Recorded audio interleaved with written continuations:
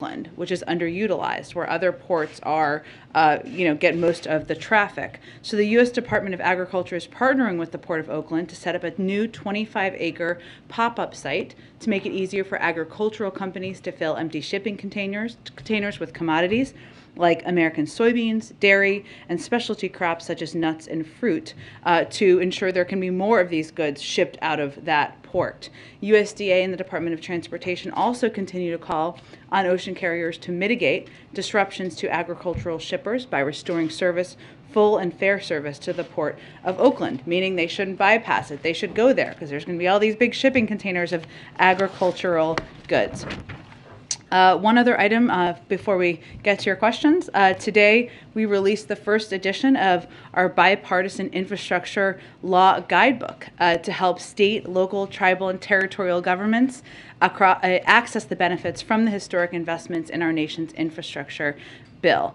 The guidebook is a one-stop shop on the bipartisan infrastructure law and contains the most comprehensive information to date on the more than 375 programs included in the law. And our primary goal with this is to help our partners across the country know what to apply for, who to contact for help, and how to get ready to rebuild, especially for underserved and overburdened communities who may have more limited municipal capacity to navigate funding programs available.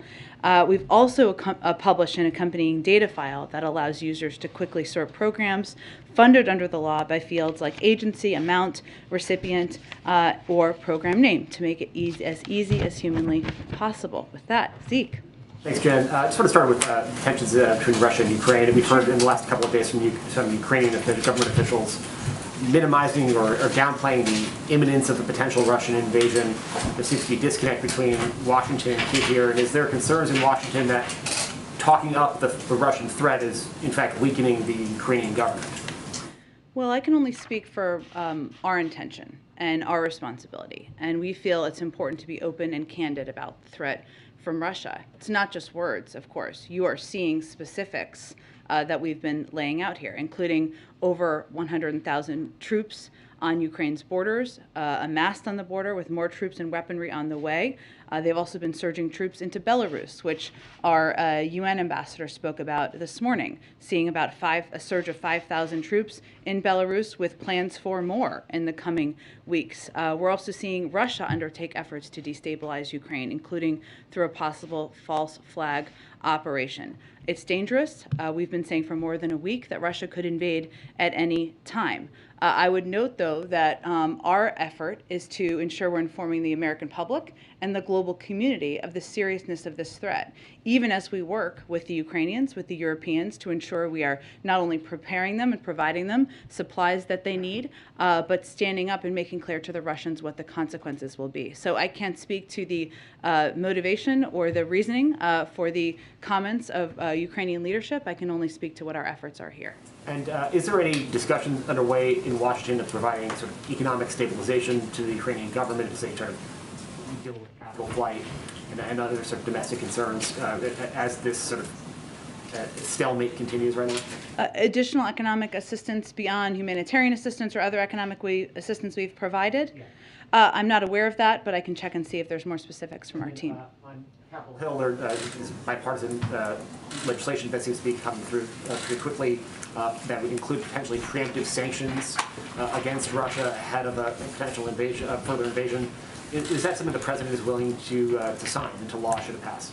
Well, we are working very closely with Congress on Ukraine and Russia and the tensions we're seeing build up at the border. We've briefed you on the number of conversations we've had, both in a classified and an unclassified format, and we've also had a range of conversations about this legislation. We certainly are encouraged by the fact that there is bipartisan discussions about how to hold Russia accountable, how to have a deterrent impact.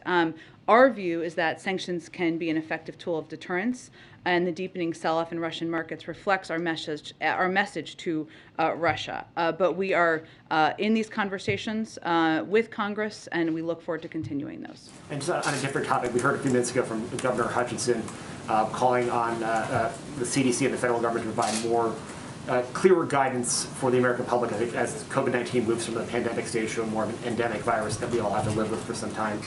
Can you speak a little bit how is that something that the president believes as well? And is there a disconnect between the White House's messaging for Americans that they should go about, take precautions, but they can go about their daily lives? It's in the midst of this Omicron surge, particularly if they're vaccinated and boosted, but also the precautions that are taken because the president is the president. The distance between him and the governors, not going to dinner last night with the other governors, things like that sort. Well, I would say first there are a number of precautions that we have long taken from the White House and around the president and vice president, which I think is to be expected. He still participated in the event last night. The president's view, which I think you heard him speak to in his press conference just about 10 days ago, is that COVID and our efforts to address COVID are not going to exist in this current world we're living in now. This is not the new normal, what we're living in this moment. And that's important for the public to understand because right now we're seeing record hospitalizations. We are still living with a range of precautions that change how people live their lives. And in the president's view, that is not living with COVID in a way that it doesn't disrupt your life, given we're still dealing with surges across the country. It is also true, as you heard him talk about, and this is where I don't think there's a disconnect. Maybe it's the use of words, that we have a range of tools that we did not have a year ago, right? And this is something we've obviously been in close discussion with governors about, whether it is, of course, the fact that more than 87% of the country, adults, have received at least one dose, or the fact that we've just ordered a huge supply of pills that is a game changer in many ways, or that we have masks that are now being distributed across the country and tests as well. So we are in a very different place. I don't think we see it as a disconnect. The president's view is that right now we still need to keep our heads down and stay at it to fight what is still surging in parts of the country, but we do have the tools to get to a point where it does not disrupt our daily lives. Go ahead. Can you give us any update on the president's search for a Supreme Court nominee? He mentioned he's going to be having in-person meetings here at the White House. Mm-hmm. Is that something that might begin this week? Yes, I can give you an update. As you have heard the president say, he will do his duty to select a justice not only with the Senate's consent, but with its advice. As somebody who served on the Senate Judiciary Committee and was both as chair and ranking member, he is steeped in this process and looks forward to advice from members of both parties on the Hill, as well as top legal experts and scholars across the country, working with the vice president and his team at the White House. And I think you will see those consultations start this week. So tomorrow, the president is going to host Chairman Durbin and ranking member Grassley at the White House to consult with them and hear their advice about this vacancy. Chairman Durbin has worked on 7 Supreme Court confirmation processes. The president has also worked for many years with Senator Grassley and respects his knowledge and views. So this will be part of that process, and I expect we'll have more details to confirm as the week proceeds. The president has said he's going to be, reaching across the aisle, obviously, as he makes this decision. We heard over the weekend Senator Lindsey Graham supporting his fellow South Carolinian, Judge J. Michelle Childs. Is bipartisan support a must-have for this president, or something that he would simply like to have? Well, I think, one, we appreciate Senator Graham's thoughts, and the president is working hard to choose from a wealth of deeply qualified candidates who bring to bear the strongest records, credentials, and abilities that anyone could have for this role. I think, as the president views it, what's his objective and his intention is to choose from among a group of Black women with impeccable records and impeccable credentials, and he expects the Senate, Democrats and Republicans, to consider the qualifications of these nominees and do that as it has been done historically for many decades in the past. So we certainly expect, and he has every intention of nominating somebody with impeccable credentials, and certainly we expect and are hopeful that Republicans will look seriously at whomever he nominates and at who they are and what they would bring to the court. And just one more on this. Our latest poll shows that just over 3/4 of Americans, 76%, want the president to consider all possible nominees, not only Black women, as he pledged on the campaign trail. What do you make of this, and why do you think that a majority of Americans want the president to take a different approach here? Well, again, what we can assure the American public of, wherever they fell on that poll, is that he will choose and nominate someone who has impeccable credentials and is eminently qualified to serve as a Supreme Court justice, and someone who is eminently qualified to serve in a lifetime appointment. He did make a promise to the country. That's certainly how he sees it, and he's going to work hard on this choice, seeking advice and counsel from, as I noted earlier, a range of leaders, of experts, and that's something that he is already pursuing this week. I would note that there's a long history here. President Reagan promised the country he would nominate the country's first woman to serve on the court, and he did so. Former President Trump also promised to choose a woman just over a year ago, and there was no such complaint from the voices on the right who are speaking out now. But the president's commitment is to deliver on the promise he made to the country, but there's no question in his mind that there is a wealth of qualified, talented black women to choose from in this to nominate. Go ahead. Can you talk a little more about the size of the pool of candidates that the president will be considering? We've heard a lot about a few names that are currently federal judges the president had appointed, but then we've seen some expanding lists. Could you quantify that to any degree? And are all of these women being actively considered for the vacancy, or might it also include future federal positions that the president would also have the power to appoint? Well, this may be unsatisfying. I will just preface for you, Kelly, which I hate to do, but as somebody who appreciates the solemn importance of the responsibility he has, he's of course been reviewing a number of potential candidates. That is a list that is bigger than a few in the number of bios that he has been looking at, and that have been prepared for him by his team in order to be prepared if a vacancy occurred. We don't think, and it is important to him to preserve the details of the process, and his intention is to, as you know, put forward a nominee next month. So this is not a many months long process. He is very focused on it and committed to it, but we're not going to get into details of names if we can avoid it, or details of numbers at this point in time. Often for this kind of process, there is a team appointed to work short-term inside the White House to be sort of a guide for that nominee. Mm-hmm. The term of art in Washington is Sherpa. Have you made any progress on that? We've been making progress and expect we'll have more to announce for all of you hopefully soon. And last question, do you think bipartisanship, the chance to get Republican votes, would be a factor that would weigh heavily on the president among those he would consider? I think the president is going to select a woman, a black woman, who is qualified, who is prepared, who has impeccable experience to serve on the court. He's going to do that based on her credentials, of course having a discussion with her, and not through gaming out the system. He believes that Democrats and Republicans should seriously and carefully consider any qualified nominee he puts forward, as he has done in the past himself. Go ahead. Sure. Oh, sorry, I'll come back to you, Jack. That's all right. Sorry, thank you. The members of the economic team have been sort of front-running the jobs number on Friday, saying that the figure could be wonky, of course, of all the Omicron cases we had during the sample period. I'm wondering what your expectation, or the White House's expectation for this report is, and in particular, we've had a lot of revisions of these reports in recent months. Do you think it's time to overhaul how the Department of Labor does this survey, the methodology, that kind of thing? I have no prediction or call for any changes to how the process is run, but what I can tell you is we're looking in preparation for the Friday jobs numbers.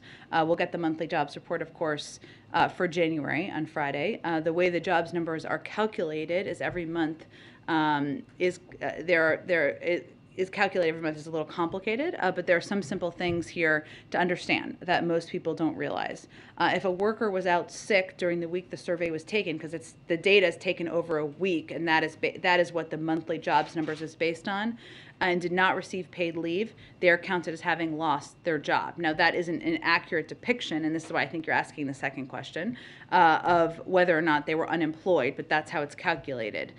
Because Omicron was so highly transmissible, nearly 9 million people called out sick in early January when the jobs data was being collected, so during that same period of time.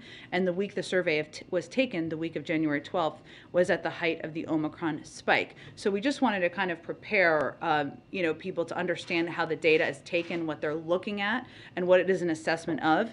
And as a result, the month's jobs report may show job losses, in large part because workers were out sick from Omicron at the point when it was peaking during the period when the week where the data was taken. Follow up on Zeke's question Sure. with regard to the president's distancing in events. Is it fair for us to interpret that this is a precaution being taken given the caseloads we're seeing, in particular in DC, but other places? Is he taking more steps to not sit within 6 feet, for instance, of people than he had been previously? It's not a new precaution. We have had a process, and it may look different when people are sitting down, right? Because we don't do as many events with people seated versus standing. But when somebody has their mask off, we make a special effort because they're speaking to ensure that that spacing is adequate. Applies to the president and the vice president. For instance, other people spoke today, but we're shoulder to shoulder. So we're just wondering if there's a particular rule for the VP and president. I know that's a precaution we try to take around them. I can certainly see if there's more specifics of additional speakers. Finally, can you give us any update on the Build Back Better negotiations? Is that a fair word for them? Is that ongoing? Can you say whether the president has spoken recently with Senator Manchin or Senator Sinema? I'm not going to give any details on any conversations he's had, per our policy of trying to keep those conversations private. I will say that is still a great deal of interest, passion, I might say, and advocacy on the Hill for moving forward with Build Back Better agenda, because there's a recognition and understanding that it's long overdue for Congress to take steps to lower costs for childcare, lower costs for elder care, negotiate the price of prescription drugs, and ask higher income companies and Americans to pay more. Those are all also widely popular among the public. So right now, the point we're at is there's a lot of discussion among members, their staffs, committees. We're engaged in those as well about what big chunk, just to keep using the phrase, we can agree on moving forward. And of course, that would require 50 votes, but those conversations are always ongoing. Thank you. Oh, go ahead, Jackie. Thank you, Jen. Real quick on crime first. Sure. I wanted to ask about, there was your appearance in Pod Save America. There was a discussion of Fox's crime coverage. And one line has prompted some criticism from people. It was soft on crime consequences. What even is that? Were you speaking in your personal opinion, or is that at all a reflection of the priorities of this administration? Because the criticism is that it would reflect that crime is not a priority of this administration. Well, I encourage anyone to listen to the full context of the interview and the conversation. What I was speaking to was a chyron on Fox News, since you raised it, which suggested this administration is soft on crime with no basis, given we have had many conversations and back and forth with you and your colleagues about the prioritization of the president to ensure that we are working as close partners with leaders, whether it is Mayor Adams, who he's going to spend the day with on Thursday, or others in the country. And the facts speak for themselves. Well, this is what I was talking about in the interview for the full context. In the American Rescue Plan, there was additional funding to support local cops programs, something that every single Republican voted against. I said in that interview that I know they don't like it when we call that out. I'm going to keep calling that out because that's a fact. Also, President Biden has proposed a significant increase in funding for local cops programs in his budget, more than the prior president. That's a fact. So if those facts are uncomfortable, I'm sorry for people who feel they need to be critical, but the president has been a longtime advocate of addressing crime. He's never been for defunding the police. Our Department of Justice has increased funding, has put in place support for strike forces. And the other fact that is never talked about in these Fox packages, maybe in this one, is the fact that gun crime is a major driver of crime across the country. Also a fact. So those are pieces I think in that moment I was speaking to. And again, we're about the facts here, and addressing crime is something that is a root of the president's agenda. I appreciate that. And then I want to move on to the DOJ. There is a letter from Tom Cotton today threatening to block the president's DOJ nominees over the Department of Justice allegedly denying 4 deputy U.S. Marshals legal defense in lawsuits stemming from the Portland riots. Is the White House aware of this, and can you give us any explanation for why that would be happening?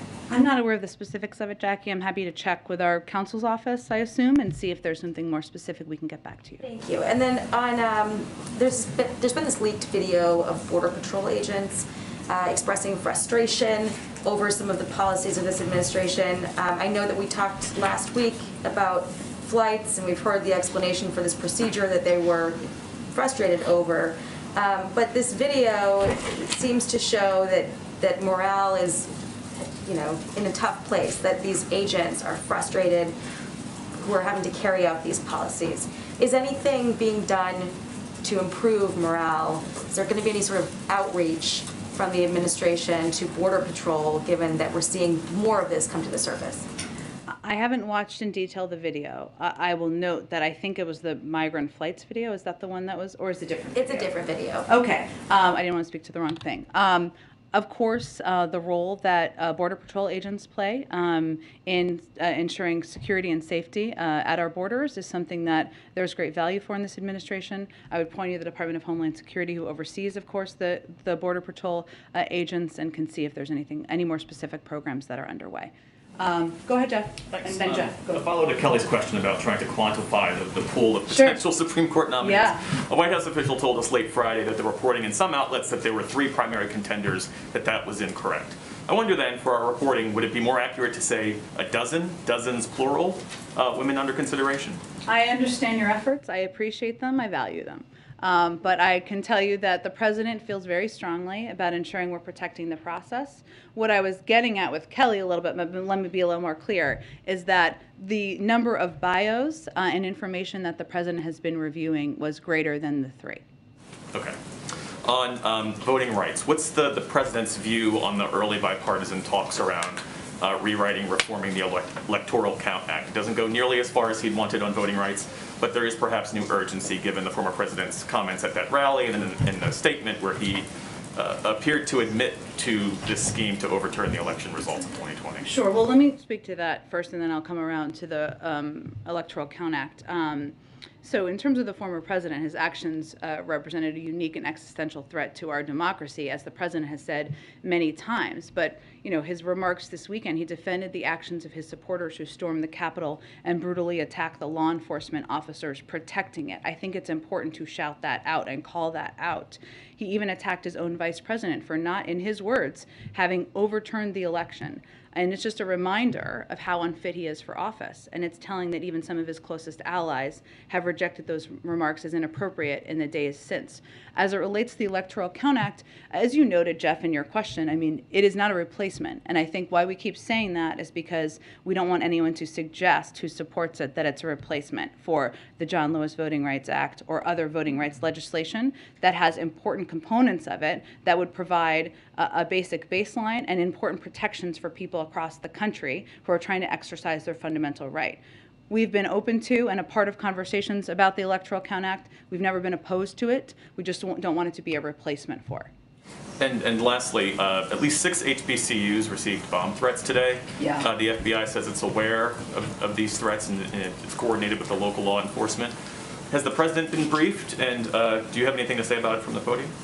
I will say that these are certainly disturbing, and the White House is in touch with the interagency partners, including federal law enforcement leadership on this. We're relieved to hear that Howard and Bethune-Cookman universities have been given the all clear and will continue to monitor these reports. The president is aware. I don't believe he's received a formal briefing, but he is aware of these reports, and obviously, as you noted, law enforcement authorities would be running point. Go ahead, Jeff. Thank you, Jen. There was a UN Security Council meeting today. Yeah. Russia's ambassador at that meeting said that the West's assertion that Russia has amassed 100,000 troops on the border has not been confirmed. And China at that meeting also said that it did not view Russia's troops as a threat to Ukraine. Wondering about the White House's response to those 2 comments. Well, those are also the 2 countries that voted against the meeting proceeding, the only 2, right?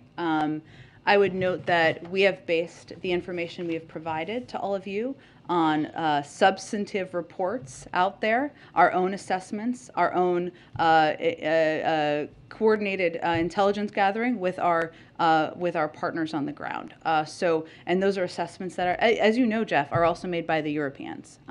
Now, again, Russia has the power. They are the aggressor here. they have the power and ability to de-escalate, to pull their troops back from the border, to not push more troops to Belarus, to take steps to de-escalate the situation on the ground. But we know, we see with our own eyes. You have heard members of our defense team, our Secretary of Defense, as well as General Milley speak to this in very specific detail, as well as our UN ambassador this morning. It is not our preference to be having these conversations. We'd prefer there to be a de-escalatory actions by the Russians. In China?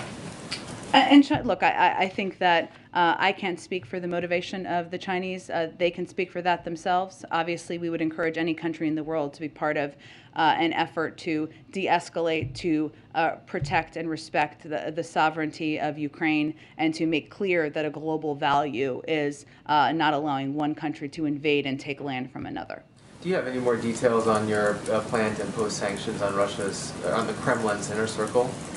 Let me see, Jeff. I know there were some reports about that over the weekend. That has been, as it was back in 2014, as I think you probably remember, a part of what we have been considering. I can confirm we have developed specific sanctions packages for both Russian elites and their family members if Russia further invades Ukraine. These efforts are being pursued in coordination with allies and partners. The individuals we've identified are in or near the inner circle of the Kremlin and play a role in government decision-making, or at a minimum, complicit in the Kremlin's destabilizing behavior. Many of these individuals are particularly vulnerable targets because of their deepened financial ties with the West, meaning they would be hurt by sanctions that are tying them to Western financial systems. I would also note that this is just one piece of our effort to hit Russia from all angles, and this is when Jake Sullivan came here several weeks ago and talked about how this will be far above and beyond what we're considering in 2014. A lot of what we did in 2014 was around individuals, right? And we're talking about major parts of the financial system. But there is a package. We have developed specific sanctions packages for both Russian elites and their family members. Go ahead. Thank you, Jen. Zooming out a bit on Ukraine more, does the president consider as a risk that the different simultaneous things going on right now? You've got North Korea upping its missile game. You've got the Taiwan Strait probably has never been more tense than it is now, and of course Ukraine. Does he fear that there's any link between these things? Not in some kind of coordinated master plan, but that at least one of those, each place is watching the other and will take its cues. And then maybe how Ukraine goes forward could provide a lesson to the other challenges that it's facing. Well, I would say, one, North Korea has been doing missile tests, dozens of them in prior administrations. And obviously we've spoken to it each time that has happened. The door to diplomacy remains open, and we have conveyed that clearly. We are very careful not to combine all of these pieces into one, because they are all different circumstances. There is also, if I flip it a little bit, I would say a clear value that we need to stand by, which is the belief of the United States and our NATO partners and other countries, of course, around the world, that you can't just stand by and accept one country trying to invade and take land from another country. And this is also about protecting the sovereignty of a country. And that is a value that's important to stand by as well. So as we are as the president and other members of our national security team are conveying that very clearly, privately and publicly, that's also sending a message to other countries around the world. If you look at what President Putin's stated objectives are, or his spokespeople, I guess I should say, he wants to divide the West. He wants to divide NATO. The opposite is happening. There's been more than 200 engagements with NATO countries. We are united. Fiercely united and standing up to what we see as aggressive behavior, bellicose rhetoric, even as we're leaving the door to diplomacy open. Thank you. One on the Olympics, does the president have a stand on this debate of whether athletes should be able to express political or human rights or anything non-sporting views at the Olympics? I know the Olympics has got some rules, but the Chinese came out today with some pretty tough statements warning people not to step out of line. What would the president's reaction be if an American athlete gets up on that stand and does something? I think we spoke to this last summer and conveyed a support for freedom of speech of individuals. Go ahead. Just today we've heard Russian diplomats say it's a hysteria, PR stunt, megaphone diplomacy to describe how the U.S. has been talking about what's going on there. You've also said diplomacy is still the path that there is still that General Milley was very strong about that. At what point do you decide Moscow is not interested in that, and that it will have to shift from the we really want to do this to clearly they're not paying attention at this point? Well, I think what's important to note here is our view is that the door to diplomacy should always be open. And that is what the President, our Secretary of State, our Secretary of Defense have been conveying. I think the State Department confirmed this morning that our Secretary of State will be talking with Foreign Minister Lavrov, I believe tomorrow. That would be a next step in our diplomatic efforts and engagements here. But I think we've also been very prioritized and focused on, and you saw our UN ambassador do this in at the session this morning, calling out what we see as misinformation and propaganda at times by Russian leaders and others, because it's important for people to know and understand what the facts are. But regardless of what people's public rhetoric is, it's our view that the door to diplomacy should always be open. And ultimately, the question here is about what President Putin is going to do. So we're always going to keep that door open. And back to SCOTUS, just to try one more time. Go ahead. With Judge Childs, you had, within 2 hours of the event here with Justice Breyer and the President, you had Congressman Clyburn, obviously a very close ally, come out and very publicly push for Childs. And then, as mentioned earlier, you had Senator Graham do that. Hard to think of two opposite folks. The number 3 House Democrat, like the President, a former Judiciary Committee They are chairman. both from South Carolina, which may be a factor. Of course, with the state, but when you're talking about the bipartisan part of it, Yeah. how much weight might the President put on something like that, where you have, again, the number 3 House Democrat, you have a Lindsey Graham, uniting for one person and very publicly putting the pressure on almost immediately to kind of nudge him in that direction? Well, I can only tell you how the President is approaching his role here. And he is very familiar and has lived through many confirmation processes and hearings. He takes his role very seriously. And his role is to pick the most eminently qualified, credentialed black woman to serve as a Supreme Court justice, a lifetime appointment. It is certainly encouraging. We've seen the comments, of course, of Senator Graham and Congressman Clyburn. And we always welcome agreement on anything in this town. But the President's focus is not on gaming out the process. It's on picking the right candidate. Go ahead in the back. So the President today, two topics, which on inflation, the first one. The President told governors today, quote, we've sent you a whole hell of a lot of money and we're going to send you more. The Fed chairman last week, though, said that a drop in fiscal spending this year will help ease inflation.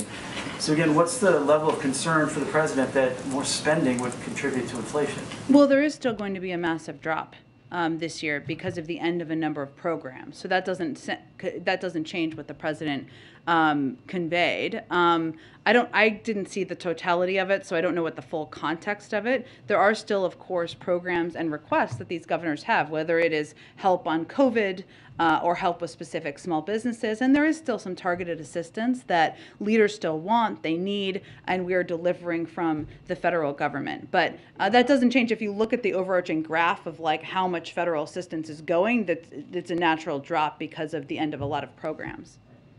So on the Federal Reserve nominees, the Federal Reserve maintains its independence.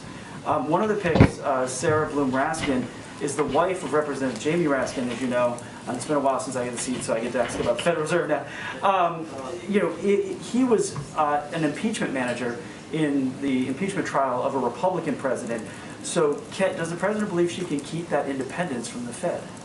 Well, I would also I think she can stand on her own qualifications, not just because she's a woman, but because she's done a lot in her career. She has been said by many to be the most qualified person to be nominated to this role, which I think is probably more important than who she's married to, I would argue. She brings unprecedented experience to this role and the support of economic experts across the spectrum, including from the top economic advisor to former President Bush.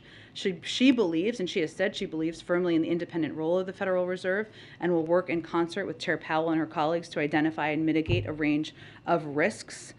She is also, somebody who, again, as I mentioned, has a wealth of experience that she would be leaning into in this role.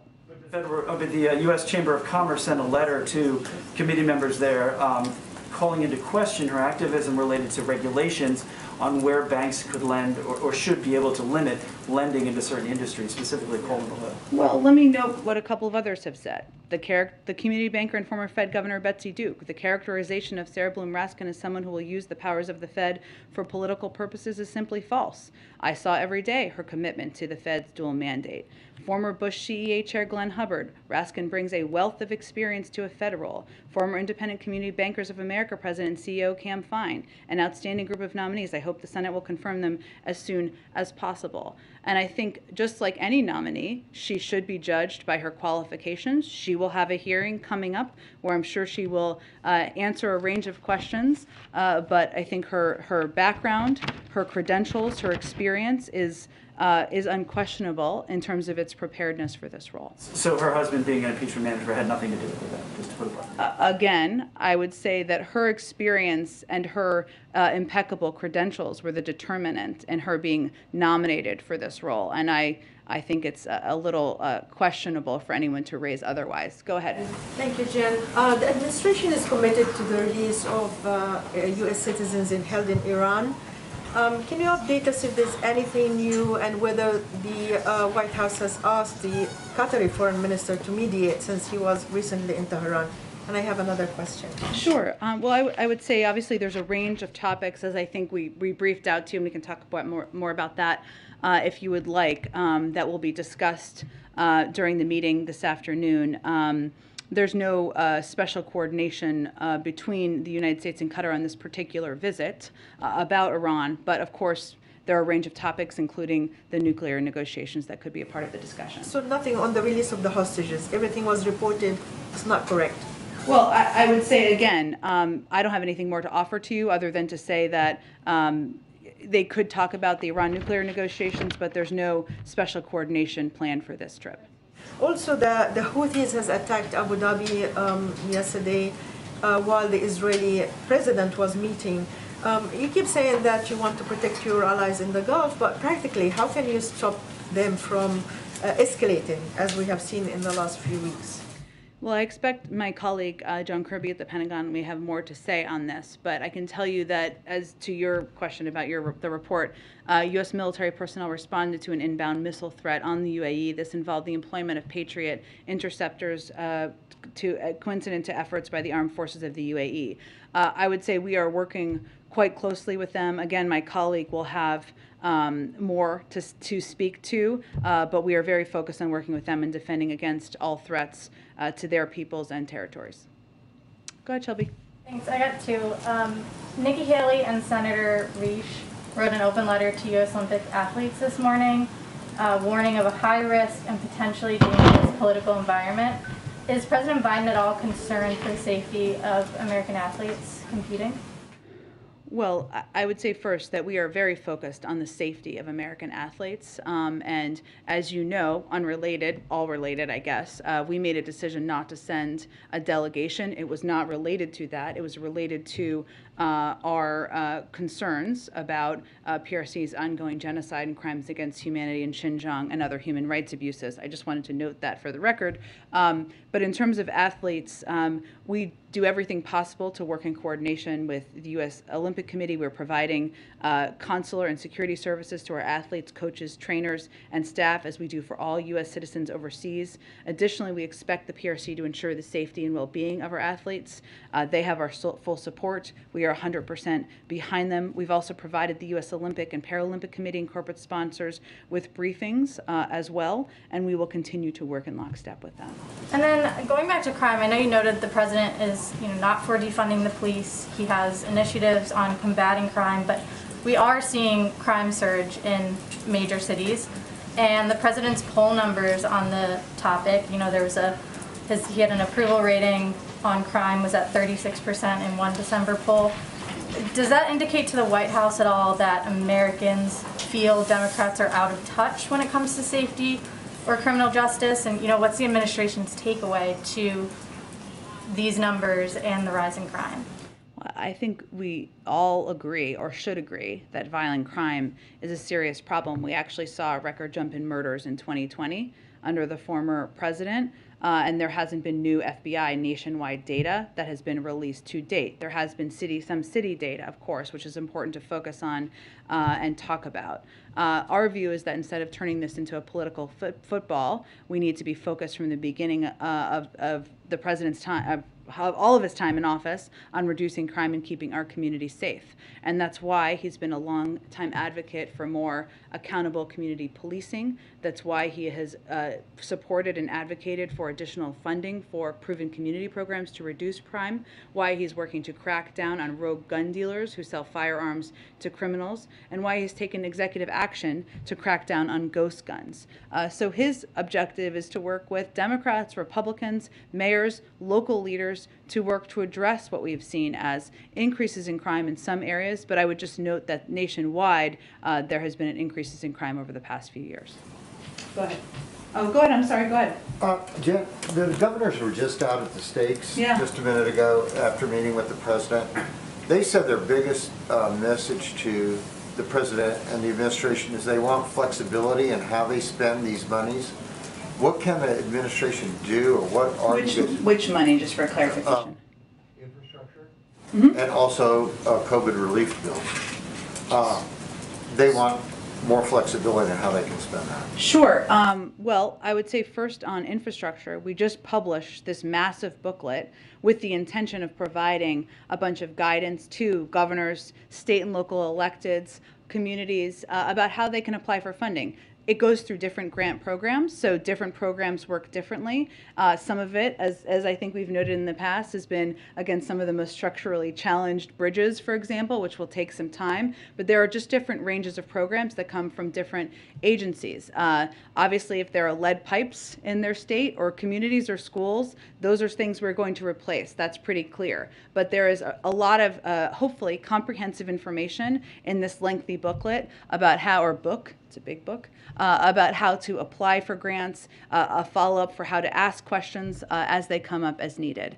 In terms of COVID relief funds, I mean, we have what I'd really have to dig into more specifics of what they're looking for. There have been areas of some flexibility in terms of how funding has been spent for schools or how funding has been spent for local community programs throughout the course of time, like through the American Rescue Plan and others.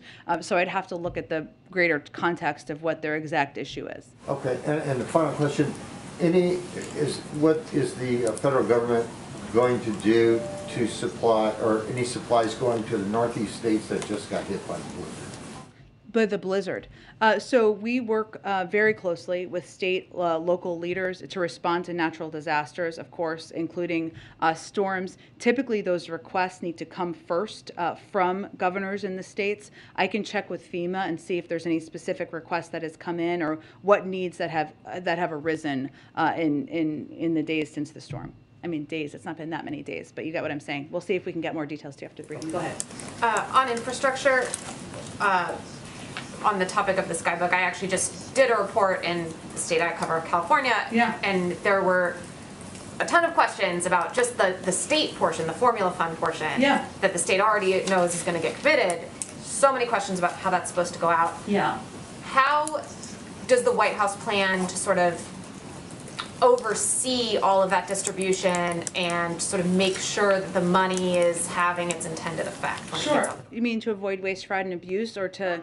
Fraud and abuse, but given that states will have a lot of discretion on how these funds are spent, just in terms of the ultimate outcome being sort of what was intended. Sure, through very close consultation. I mean, you saw the president have a meeting with his infrastructure task force on the day of his one-year anniversary. That shows how important the implementation of this bill is to the president. The objective, that what we were trying to do with the publication of this book, is to provide clear criteria as a baseline, obviously to build questions off of and to have follow-ups.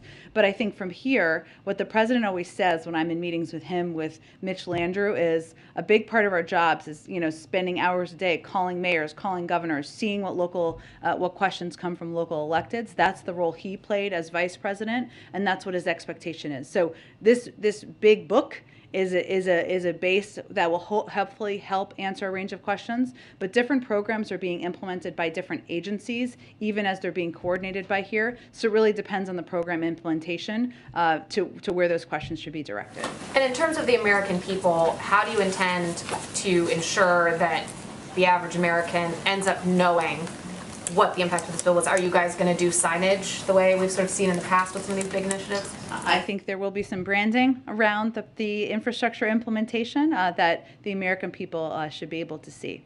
And lastly, you know, it's still up in the air, but in California there's sort of a push to get a single payer health plan across the state. Is that something that you think the federal government could end up being able to interface with, and something that, you know, if California were to proceed, you guys would welcome? In terms of interface, in what way? You know, that if the state were to implement the sort of single payer plan that would work with everything else you guys have in the healthcare ecosystem. We would, of course, work to coordinate with any state, but I don't have any more details at this point in time. We'll wait to see what they do. Thanks, everyone. Thanks, Jeff.